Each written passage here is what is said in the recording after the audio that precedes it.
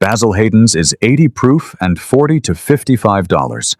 That is the legal minimum dressed like premium bourbon. 6 bottles on this shelf are charging you for glass, story, and shelf presence instead of liquid. 4 others actually earn their price. Basil Hayden's is smooth, approachable, and inoffensive. The bottle has presence. The liquid has compliance. You are paying a premium for the promise of refinement, and the distillery stopped at the minimum proof required to call it bourbon. That gap between what the bottle says and what the glass delivers is where this entire conversation begins. Angel's Envy, $55 to $75, owned by Bacardi. The bottle is genuinely one of the most beautiful objects in the bourbon category.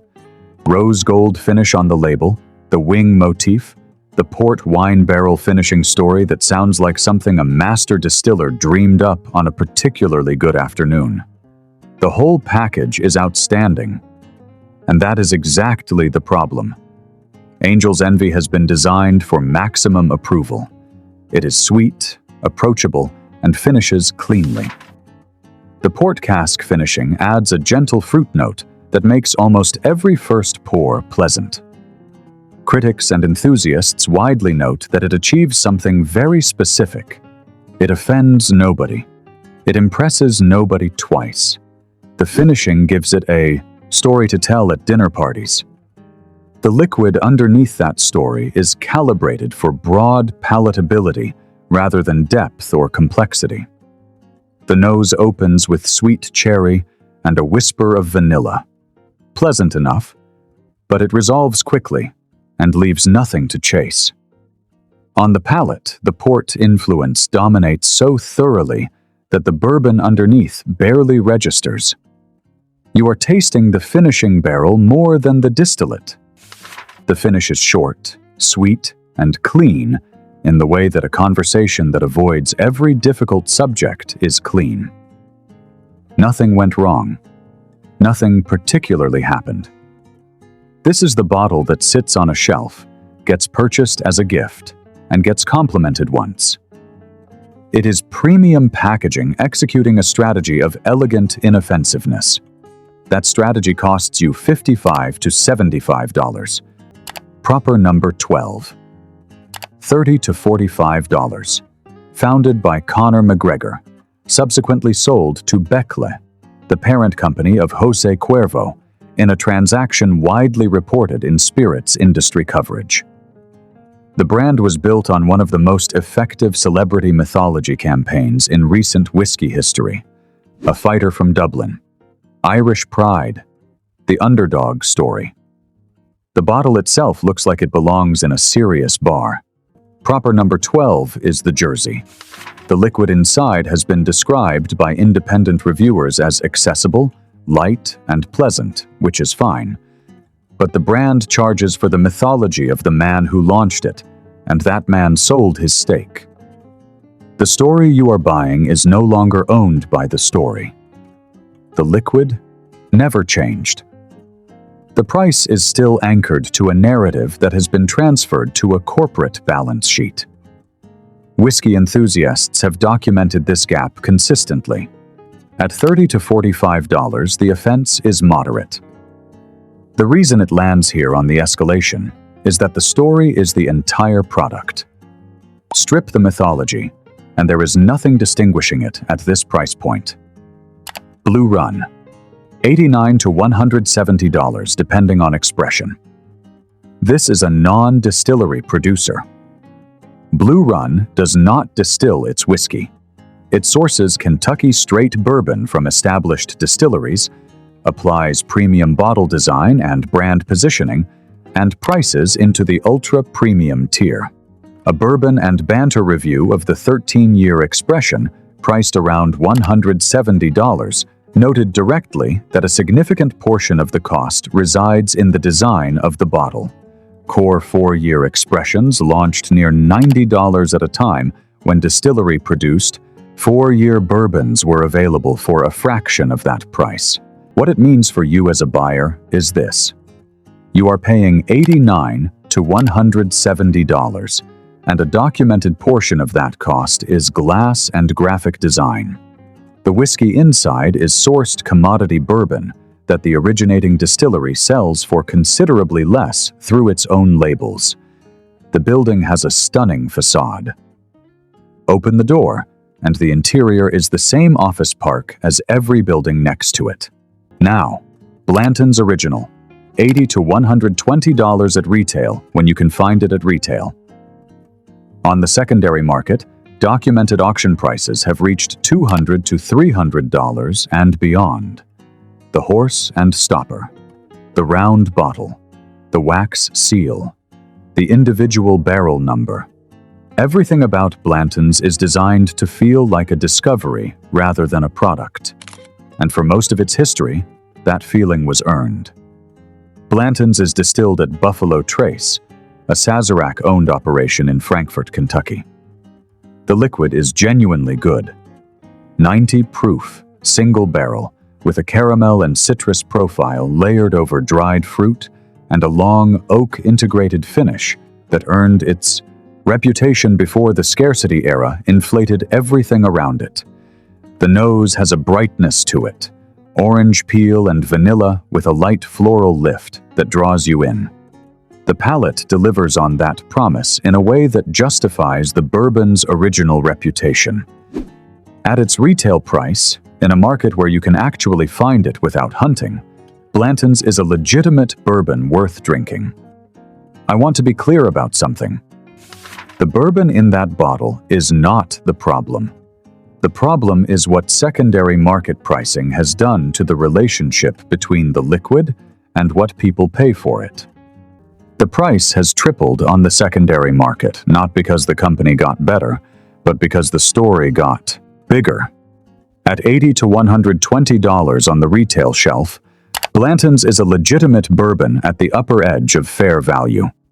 At $200 to $300 on the secondary market, you are buying a cultural artifact, not a whiskey. The liquid did not earn that number. The mythology did. And that is a particular kind of loss for a bottle that genuinely started as something worth seeking. Here is the callback that matters. Blanton's and Basil Hayden's are produced by two different companies with two entirely different proof strategies. Basil Hayden's sits at the floor to maximize volume and broad appeal. Blanton's sits at 90 proof with genuine single-barrel credentials. Both of them, for completely different reasons, have ended up in a place where the price you pay is disconnected from the liquid you receive. One brand watered down intentionally for mass palatability. The other got captured by a market that turned scarcity into a pricing mechanism. Two different roads to the same outcome. The drinker loses. Bottled-in bond bourbon. Under $40 for most expressions. This is one of the few designations in American whiskey that is legally defined in a way that protects the drinker rather than the brand. The Bottled-in Bond Act of 1897 requires the following: one distiller, one distillery, one distilling season, aged at least 4 years in a federally bonded warehouse, bottled at exactly 100 proof. No exceptions. Not 101. Not 99. 100. The TTB enforces this. The label means something. Expressions to look for include Heaven Hill Bottled in Bond, Henry McKenna Single Barrel Bottled in Bond, and Old Fitzgerald Bottled in Bond, all typically available between $28 and $45 depending on your market and the specific release. Every one of those bottles costs less than Basil Hayden's. Everyone is bottled at 20 proof points higher. Everyone carries a production guarantee that Basil Hayden's does not. Now, here is the thing about 100 proof that gets lost in the conversation about higher proof being better. The bottled-in bond standard is not about maximum proof. It is about consistency, purity, and accountability. The 100 proof figure was chosen because it was the historical standard for quality American whiskey before the market drifted toward 80 proof accessibility. A bottled-in bond bourbon at 100 proof from a 4-year minimum age floor will consistently outperform an 80 proof premium label with no age statement in terms of flavor density, palate presence, and finish length. Not because higher proof is always better, but because the TTB guarantee eliminates the variables that non-distillery producers and minimum proof bottlings exploit. You are not gambling on a story. You are buying a contract. Wild Turkey 101, around $28 to $35. This is the value pick that serious drinkers have known about for decades, while the premium shelf attracted the advertising budgets. 101 proof, a long-standing industry benchmark, distilled at Wild Turkey in Lawrenceburg, Kentucky, with a mash bill that runs higher in rye than most of its competitors. Master distiller Eddie Russell and his father Jimmy Russell have been the continuity behind this liquid for a combined career that spans more than a century of institutional knowledge. That is not a marketing claim. That is documented industry, history. The nose on Wild Turkey 101 is forward and confident. Caramel and vanilla arrive immediately, but the rye pushes through with cinnamon spice that keeps the sweetness honest. The palate is dense in a way that 80 proof bourbons simply cannot achieve. Mid-palate, there is a dark fruit note, dried cherry or plum, that sits under the oak and refuses to be rushed out by dilution. The finish is long, warming, and carries a gentle bitterness from the char that tells you exactly where this whiskey came from and how long it sat in that barrel. This is what presence feels like in a glass. Wild Turkey 101 is the B-side that outperforms the single. The song the label never pushed to radio. Every serious drinker knows it. The casual buyer walks past it because the bottle does not look expensive enough to be this good. 4 Roses Single Barrel, $50 to $65. This is not an obscure pick, but it earns its place here because it belongs in the same conversation as bottles priced $30 to $50 higher, and it consistently wins that conversation. 4 Roses operates with a documented and publicly available recipe system, 2 mash bills, and 5 proprietary yeast strains that produce 10 distinct recipes. The single barrel designation means what it says. 1 barrel, 1 recipe, 1 warehouse location on the label. The result is a $50 to $65 bourbon with a flavor profile and production transparency that most bottles above $100 cannot match. The yeast strain contribution produces a floral, fruit-forward character that is genuinely unusual in bourbon. There is a peachy quality in the single-barrel releases, almost apricot, that sits alongside the traditional caramel structure and creates contrast rather than monotony.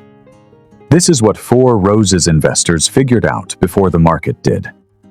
The production system is unique enough that single-barrel variation is a feature rather than a quality control problem. At $50 to $65, you are buying bourbon with documented production methodology and independently verified complexity. That is not a common combination at this price. Old Forester 1910, $45 to $60. This is the one most people skip at the shelf because the bottle looks like it belongs at $40, and the name does not carry the mythology of the bottles next to it. That is exactly why it belongs here. Old Forester is a Brown-Forman distillery product with documented history going back to 1870, making it one of the oldest continuously marketed bourbon brands in the United States. The 1910 expression is finished in a second new charred oak barrel, a proprietary process that adds another layer of vanilla and toasted wood without the sweetness overload of port or wine finishing. The result is a bourbon at 90 proof, around $2 more per bottle than Basil Hayden's in most markets, that delivers depth the 80 proof bottle cannot reach. The double barrel finishing creates a mid-palate density with baking spice, dark caramel, and a dry oak finish that is closer to what Angel's Envy promises than what Angel's Envy delivers. The nose is richer than you expect for the price, leading with toasted oak and brown sugar before a wave of vanilla and light-dried fruit settles in. It is a more complete whiskey experience than anything in the $55 to $75 range that spent its development budget on a port barrel story. The reason this bottle does not get the shelf attention it deserves is simple. Brown-Forman spends its marketing budget on Woodford Reserve. Old Forester, 1910, benefits from the same production infrastructure without the premium label tax. That proof-to-price ratio, that finish depth to cost combination, is genuinely one of the best calculations on the shelf in the $45 to $60 range.